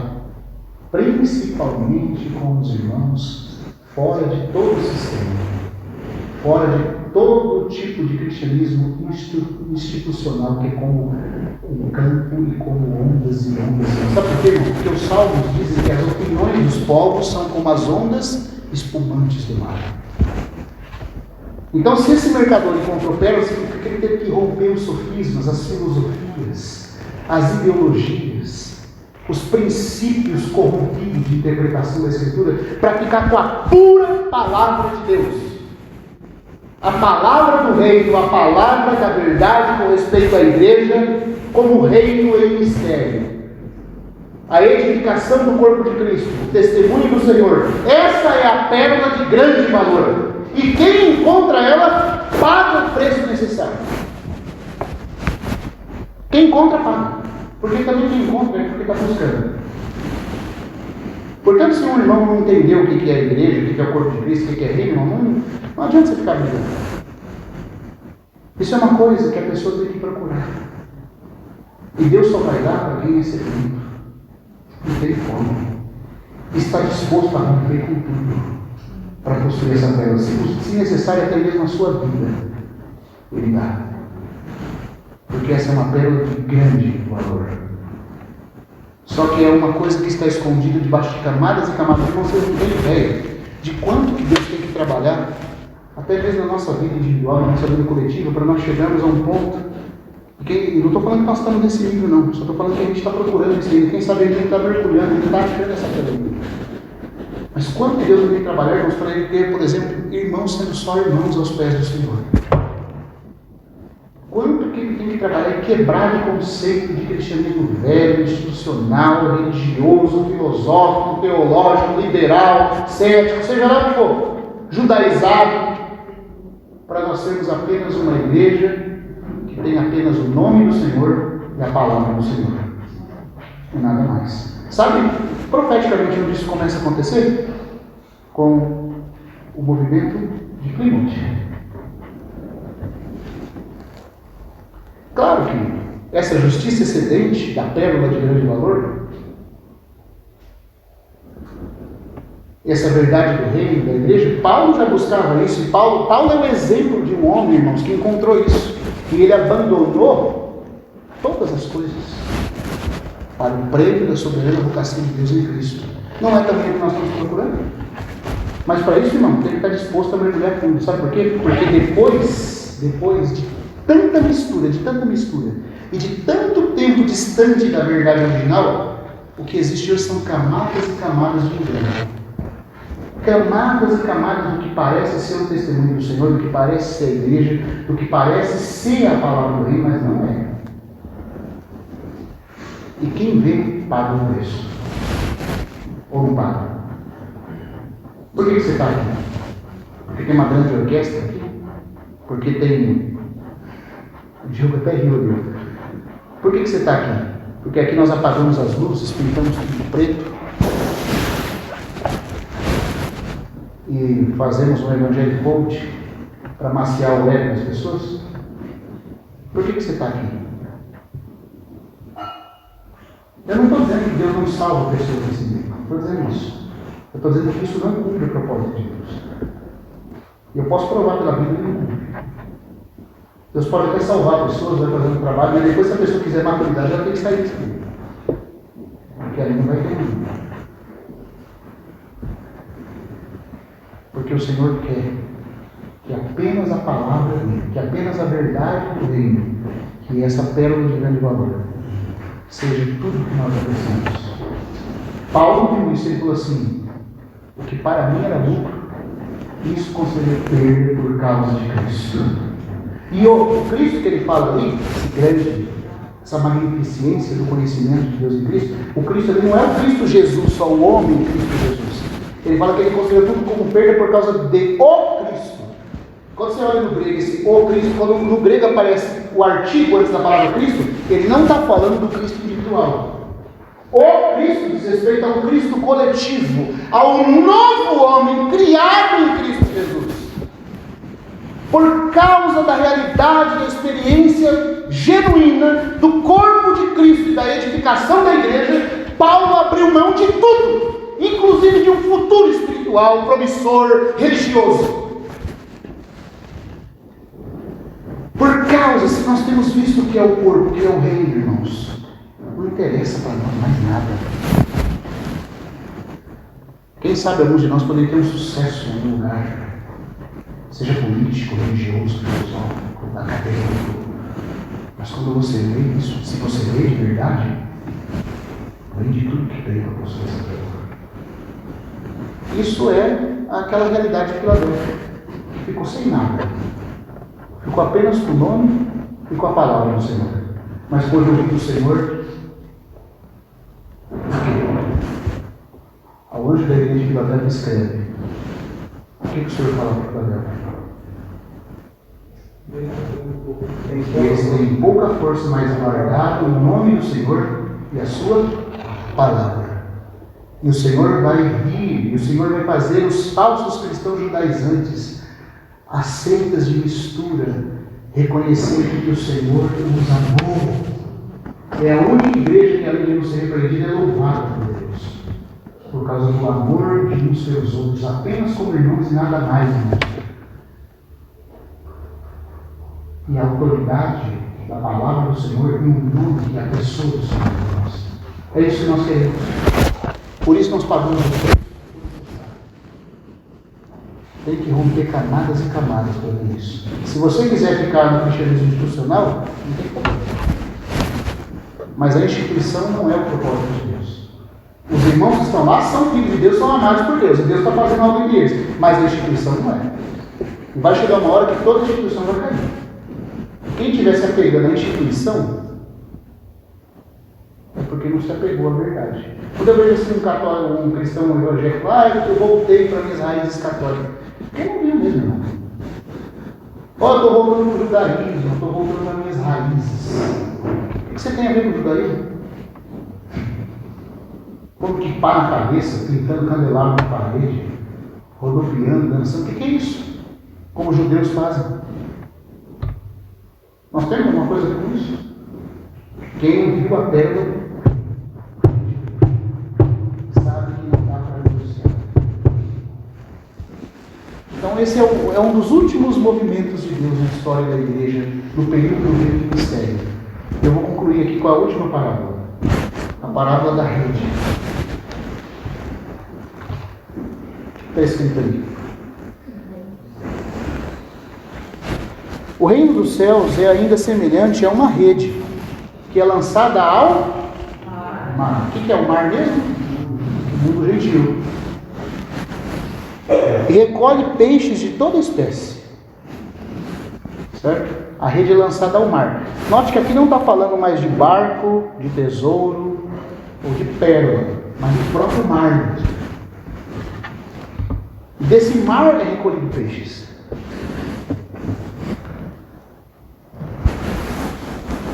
E quando já está cheia, os pescadores arrastam-na para a praia. O que era a praia mesmo, irmão, quando a gente começou a ver?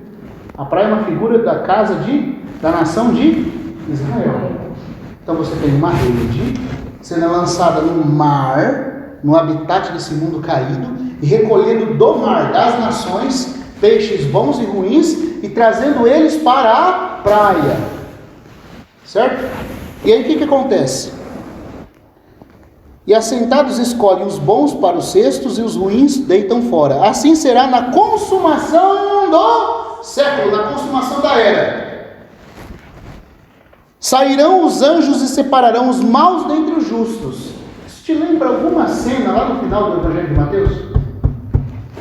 Onde isso é feito? E lá também eles são chamados de maus ou justos. Mas não é justos da igreja, ou maus como filhos cristãos disciplinados. Não, é do mar. É do mar. Isso aqui é a parábola que ilustra o julgamento das nações na inauguração do reino, que é também uma etapa do reino com as nações agora. Então primeiro ele trabalhou com tudo em relação à igreja desde o início, degradação, restauração, e agora, depois que ele obteve os vencedores, a última parábola narra o julgamento do remanescente das nações. Assim será na consumação do século. Vamos ler esse capítulo lá para concluir, por favor. Irmãos, aqui é a última noite, tá? Eu me prolonguei um pouquinho. Mas depois os irmãos vão ficar aqui sem mim muito tempo. E aí vão sentir saudade desses alongamentos, e eu também de vocês. Então vamos lá em Mateus 25. Aqui também tem uma ideia que muitos, quando leem aqui, não entendem. Porque as ovelhas aqui não são as ovelhas de João 10. Mateus 25, versículo 31.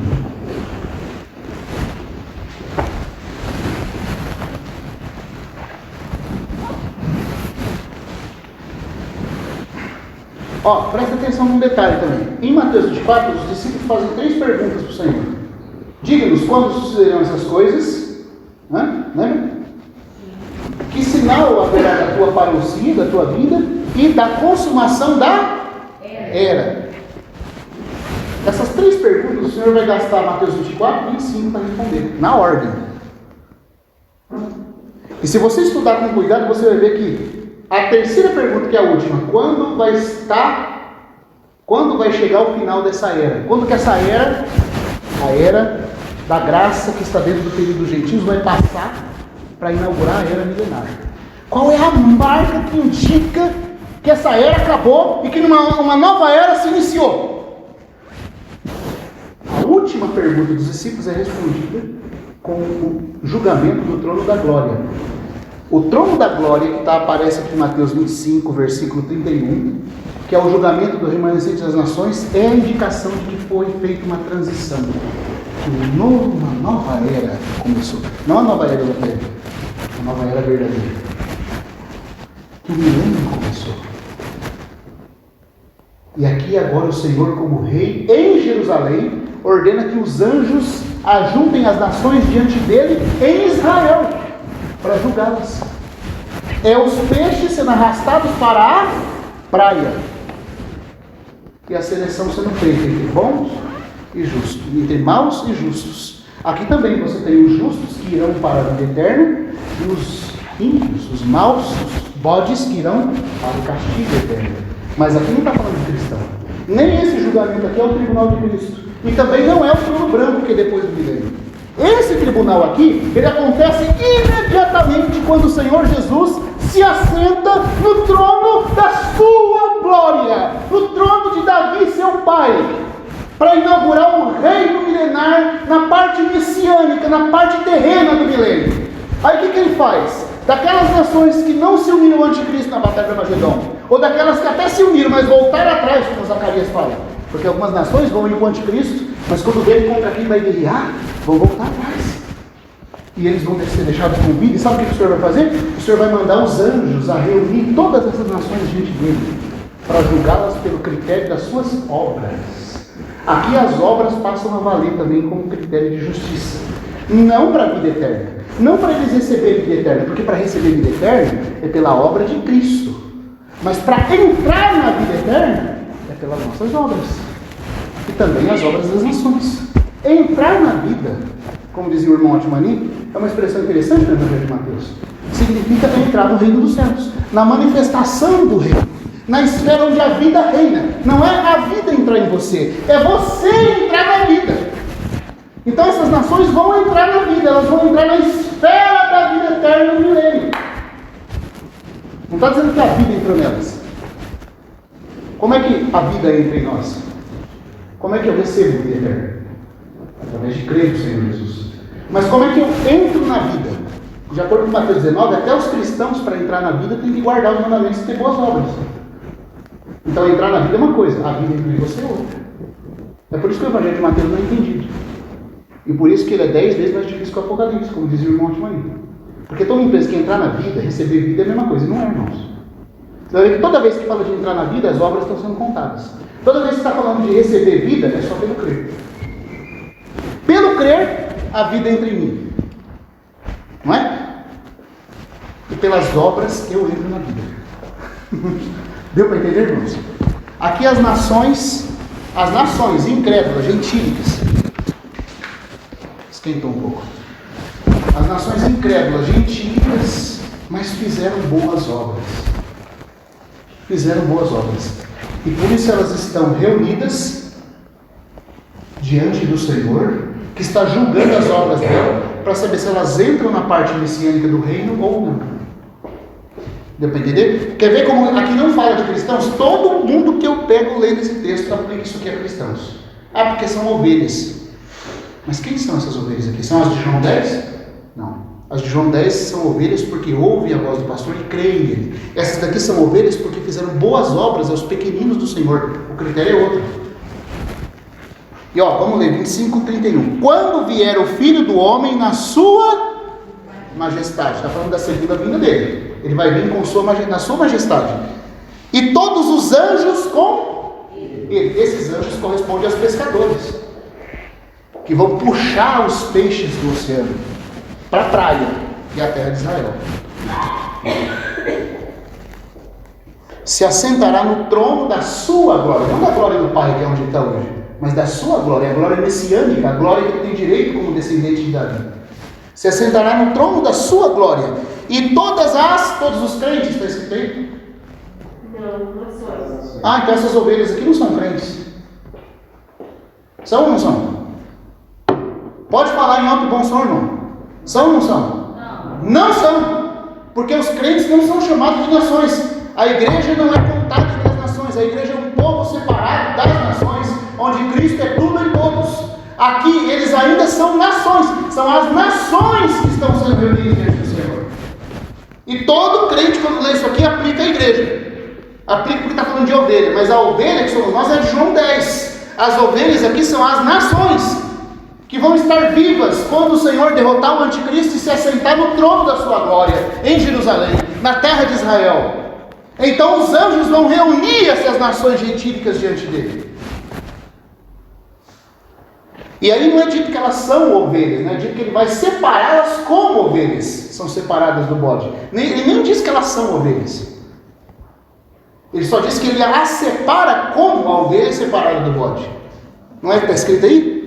E todas as nações serão reunidas na sua presença, e ele separará uns dos outros, como o pastor separa dos cabritos as ovelhas. A separação é dessa forma. Não é dito nem que elas são ovelhas. Entendeu? E são contadas as nações. E porá as ovelhas à sua direita, mas os cabritos à esquerda. Então dirá o rei aos que estiverem à sua direita: vinde, benditos de meu Pai. Engraçado que ele não fala vindes, ó filhos do Pai, ó filhos do Pai. Ele não chama elas de filhos, são benditos, são abençoadas do Pai dele.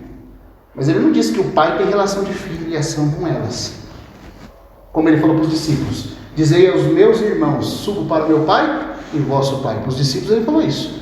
Mas para essas nações ele fala que elas são abençoadas do Pai dele. Tudo que elas têm é a bênção de Deus, não a vida de Deus. Está dando para entender, irmãos? Vinde, benditos de meu Pai, para a posse do reino que vos está preparado desde a... Outro termo de novo, Mateus. Desde a fundação do mundo. Não é desde antes da fundação do mundo. A igreja é um assunto que é antes da fundação do mundo. As nações é uma coisa que começa desde a fundação do mundo.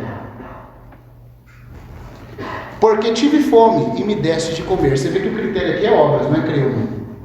Não é fé, é obras. Tive fome e me deste de comer, tive sede e me deste de beber. Era forasteiro e me hospedaste, estava nu e me vestistes, enfermo e me visitastes, preso e foste ver-me. Então perguntarão os justos, e não são justos porque creem, são justos por causa das obras.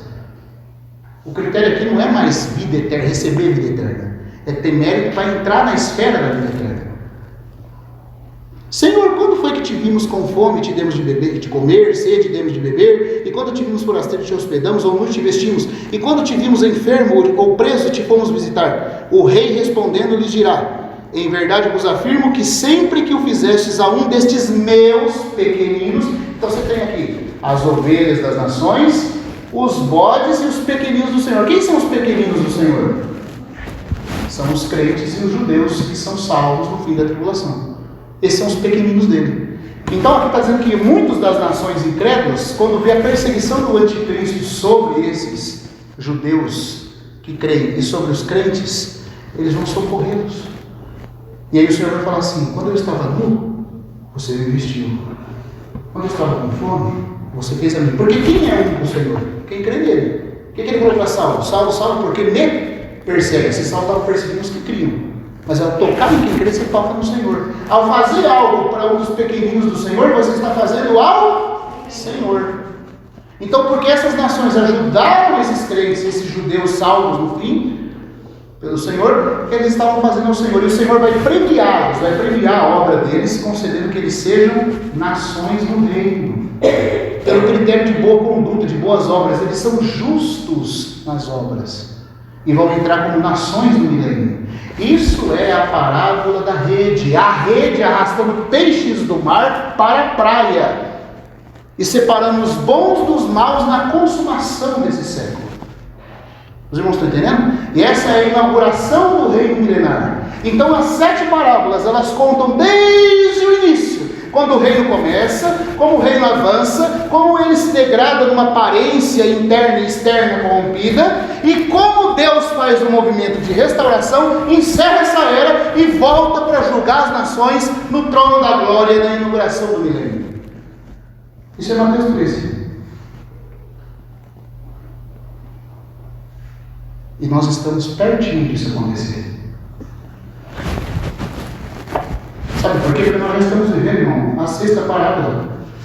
Não estou dizendo que nós já somos o cumprimento dessas parábolas. Estou dizendo que nós estamos vivendo na época dela. Se não é conosco, com alguém nesse mundo, Deus tem a condição dos mercadores de boas pérolas.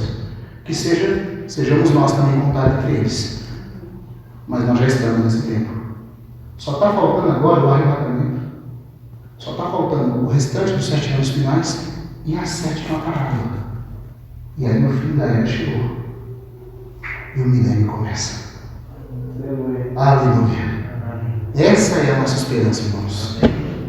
Isso que nós desejamos, e nós estudamos isso esperando esse momento. Quando o Rei vier na sua glória. Bendito seja o Senhor, irmãos. Eu não vou ler o restante da parábola, porque os irmãos sabem. Depois os bodes, aqueles que rejeitaram ajudar os cristãos na grande tribulação, são jogados no lago de fogo, e irão os justos para a vida eterna. Eles vão entrar na esfera da vida.